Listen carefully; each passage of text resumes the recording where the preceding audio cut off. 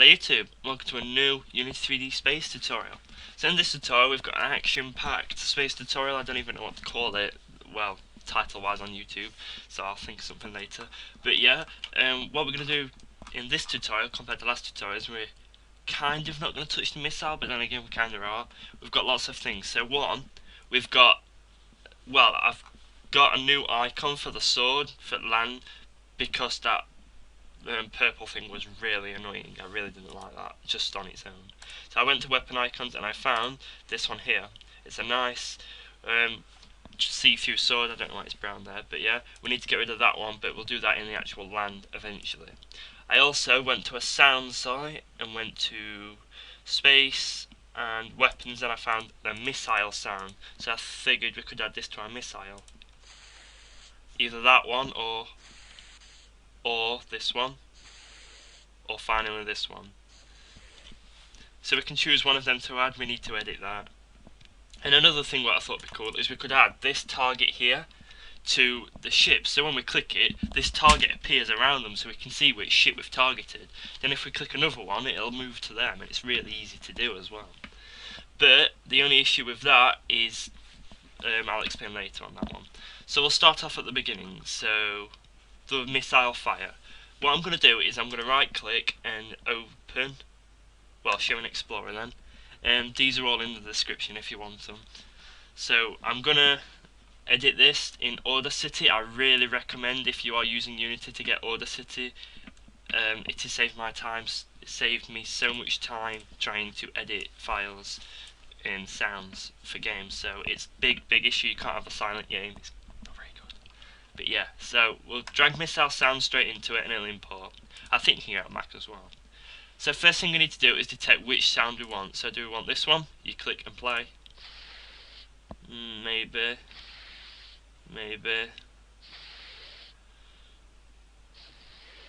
See, I think I'm going to go with this one here. So if you just click and select, you can just play that area.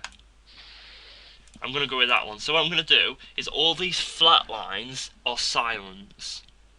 See, nothing. But anything what's above these are called sound waves, and these are different.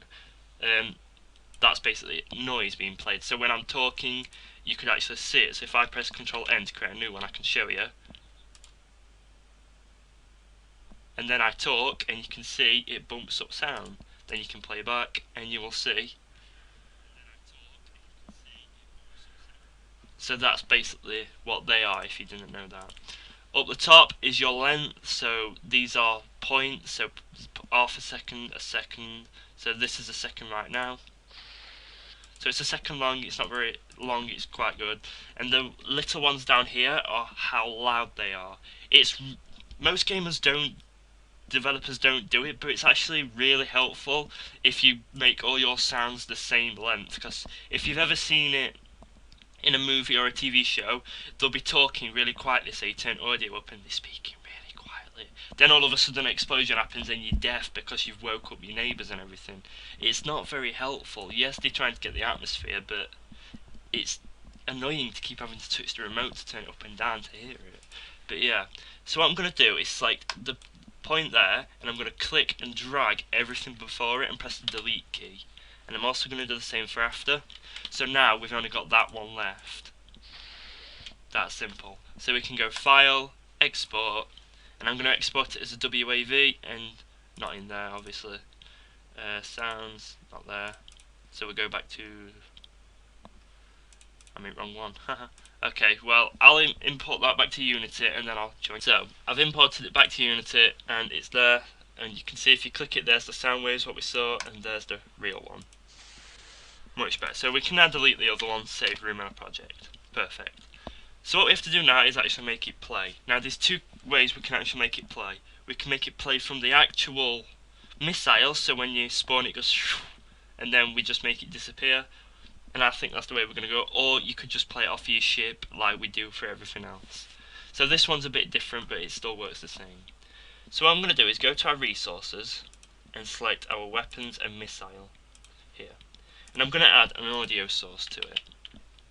And if you're ever playing just one type of audio, never again anymore, what you can do is tell it to play on awake and then just drag audio to it. And what it'll do is it'll play it as soon as it starts, and then it'll just stop. it'll never play it again until you tell it to, but you won't because it'll destroy itself. So if you play it, I don't know if we'll be able to hear this, but so we just fire normally. See, that's awesome. I really like that. So you fire it, and if you tick loop, it might be a bit different. See, it's not the same, so untick loop. But there we go, so we have it. The reason it was sideways is just something to do with the rotation. We can fix that in the future, but not today. So that works.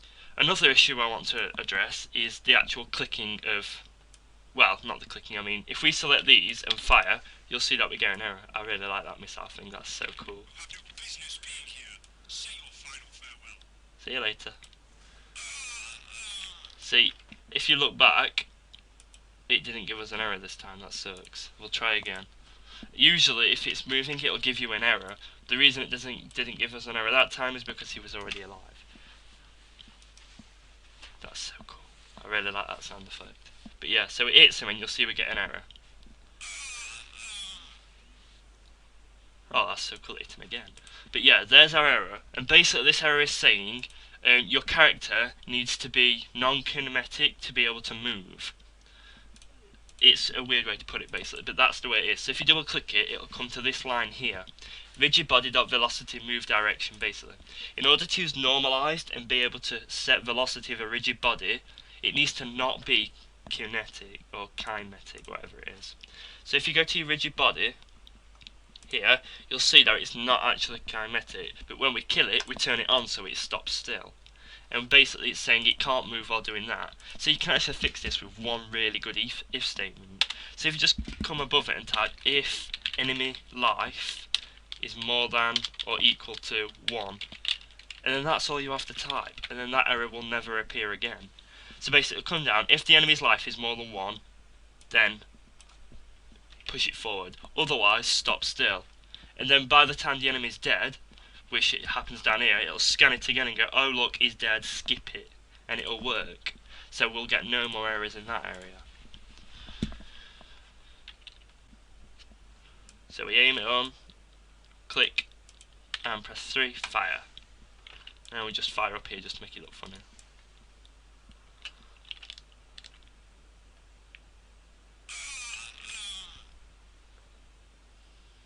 So as you can see, that's a different error, that doesn't count. But number 6, basically what that's saying is it's trying to find the target but it can't find it. So it doesn't know what to do. That's just if you fire 2 missiles at once. We'll fix that another time, but not today because I haven't planned for it and I don't want to ruin it. So the final thing we're going to do is we're going to look at the target. Now the target I did originally get was really cool, I really liked it. By the way, all the links are here. For the missile sound, you type in missile, it's the top one. You just right click MP3 download. Wooden sword is there, and then the target is there. Just they're all in the description. So the target was there and it was all good, so we'll begin doing it. We go to game object, create all that, and we're going to choose a plane. And you'll see why it's a plane in a minute. So we're going to set this just so it's roughly on our character. It doesn't have to be on the character, you'll see why it is in a minute though.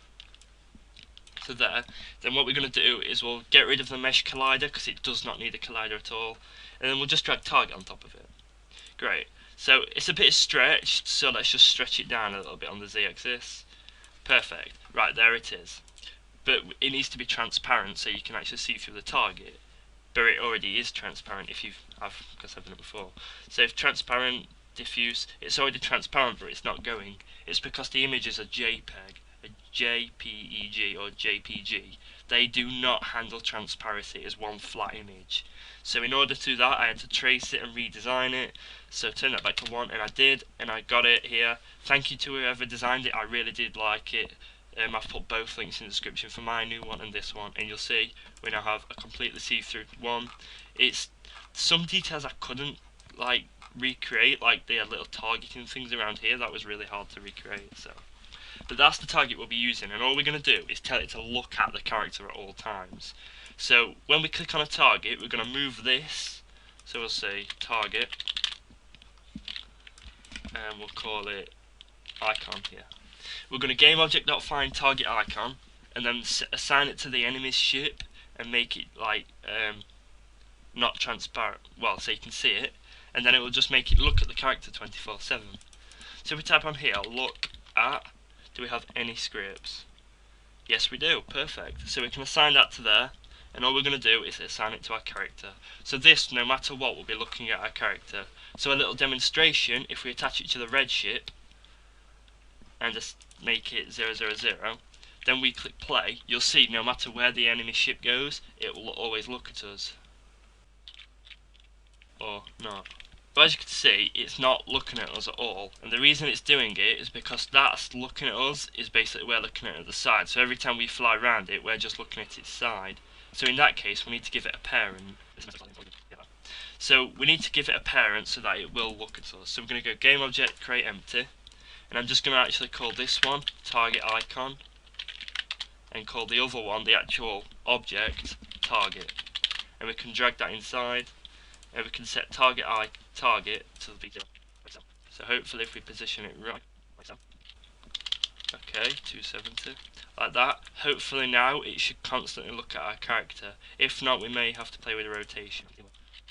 So hopefully that'll constantly look at us. If not, it doesn't really matter, we can change it again. So I'm going to drag look at onto the other one, so it's like that, and drag that inside red ship. So if it doesn't look at us, we have to change it again, but it should. Ooh, so close, you can see it's kind of looking at us. So if we pause it and we can go and have a look at the target where it's facing. See, it's looking at us like that now, and it's not meant to be. So we have to rotate it again. This is a difficult bit, but when you crack it, it works really well. So it took some time, but I finally managed to crack it. It does work really well, and once you get it in the right rotation, anywhere you put it is right. So on the target icon parent, you set everything to 000, and you set the Y to 02, just like that. This one will automatically look at your character, so you don't need to worry too much about that. Just make sure the position is kind of right. And on the target, you need to make sure it's 0, 90, 90 on rotation, because then when you play it and you look at the enemy, you'll see they have a target following them. So you can click them and fire, and then aim, and boom. The only issue is that, as you can see in a minute, once the enemy is destroyed, the target's also destroyed too. So we need to fight against that. But what we're going to do is actually really simple. So we'll break it down. The first thing what we need to do, as soon as we click on an enemy, it finds that target and switches it. And the easiest way to do this is if we find the target thing, where is it? The target selection. Then all we're going to do is here as well, we're going to type game object dot find target icon, which will find the parent one, that one there. Then we'll type dot transform dot position equals transform dot position. So what that'll do is switch the target icon to make sure it has identical position to the red ship. So it's spot on, fit 360 kind of thing. And then below this, we duplicate it and type transform.parent equals transform. And what that'll do is set the parent of the target to the transform object. So when we click it, it should have a target. So we can grab this and we can just take it out. And we could take it a million miles away. And if we click play and click on the target, you should see it jump back. So we click, boom. You can see we've selected the target, and if I had the red, well, the blue ship I'd show you, but then all we need now is a way to actually, if we shoot them and they die, it takes off, so the target leaves. Now there are two ways we can actually do this. The first way is every time we shoot the enemy and they're about to die, so in our space enemy eye, we can search if they've actually got a target icon, and then we can make it null. But the only issue with that is that when we click on one enemy and then we shoot the other enemy, then the target will automatically just disapprove off of the other one, even though we've not told it to, and it's not very good. So a good way is to do it is that on the target selection, before we start assigning it, we check if it's null. So when we do kill an enemy with a target, yes, the target's destroyed, but then if we click on another one, it searches for the target. If it's not there, meaning it's been destroyed, then it respawns it called target icon. So it works quite well. So just here we're going to type if game object.find target icon, equals null. So basically, if it can't find target icon, then we need to make it load from resources and spawn a prefab. Simple enough. So we'll type var target will be a game object, and we're going to type, instead of game object, we'll put equals resources dot load sources, there we go, dot load, put bracket, and now we put the string in which we want it to go find. So where we're going to put our target. So if we go to our resources folder, we definitely want it in the prefabs folder. So we'll type prefabs \, and let's see. I think we'll want it in HUDs, and then we'll just leave it there. So drag target icon into HUDs, and it'll automatically create one. So HUD lowercase s HUDs \, and then of course I've put the slashes on wrong way, and then after this we put the name of it, so target icon end colon bracket, and then put as game object. So it loads it as a game object. Hopefully that should work. So it drags it straight from the resources, great. So now we need to spawn it. So we're going to type var spawn icon. This will be equal to an instantiate. It would be easier just to say spawn, but hey, why not? And then we'll put target for the actual object, and then what position do we want it? We'll just say vector 3000 because we don't really need one, and then we'll just put quaternion dot identity, and that should work fine. It should spawn the parent as quaternion dot identity and not the actual child, so it should be fine on the rotation. And then we can just put spawn icon dot game object dot name equals target icon, and that'll stop it spawning with clone on end of it, which is quite useful. So that'll spawn. If it's null, then it'll do that. So we can put else. In fact, we don't need to put else, it needs to do that whatsoever. So if it equals null, then it'll do that, otherwise it'll just find it and then change it. So it works really well. So it likes it, so we click play, and then we should be able to click it and it should be able to spawn. But what I'm going to do before I do that is I'm just going to duplicate this red ship and move it across slightly, so hopefully we should be able to click on both of them and it should be different, just so we've got two targets to test. So we've got one, we click in, it moves to it, and as you can see it follows him. Click the other one and it moves, perfect. So let's destroy one. So 3, fire. I'm not going to fire both missiles so I have time to shoot them. So you see the target will disappear, perfect, we've got no target. So we now click on the other one. So the reason it's not actually looking at us is because when it spawns at a weird angle. So easiest way to fix it is inside the target icon equals null. While it spawns it, we're simply going to type spawn icon dot euler angles equals vector 3000, and that'll spawn it bang on in the middle of someone. It'll do it. So we shoot them, we'll need to quickly shoot them obviously, but yeah. So we have an error, it doesn't understand euler angles because I spelled it wrong. It is actually an E instead of an A. euler angle. Click play, it loads, we click the enemy, we fire, we go to the other one. So after many pointless attempts at trying to fix why it wasn't looking at you, I finally cracked it, and it was simply because the prefab is not storing which target it wants to look at. So of course it doesn't look at any target. Now this is really simple.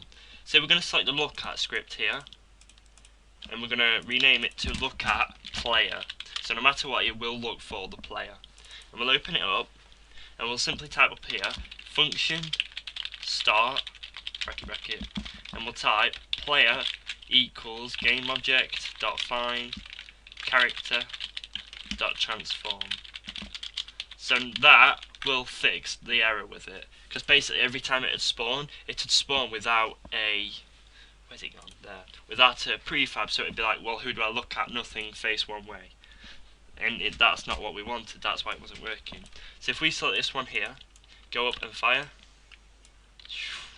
and there's the blue ship. It hits him, wait for it to destroy, and then we click the other one. There you go, you've got multiple targets, so you can shoot him, you can turn around and click the blue one, and it does the same, you'll shoot him. Hey, he's trying to run away from it, look, is he going to get it? Nope. Then him. target right there. So you can get it right close to him. You can see there's the target looking at you. We'll obviously eventually make it better, but the further away you get, the smaller the target gets. Eventually we can say if it's out of a certain distance, turn it off. But yeah, so that's really good. So sorry for all the confusion halfway through there. Hopefully I'll be able to edit it and you won't have a clue what I'm talking about right now, which will be good. So thank you for watching. Please join my Facebook group. There's a lot of things posted there. Thank you to everyone who voted positively on my Lost Maps update video, and I'll see you next time.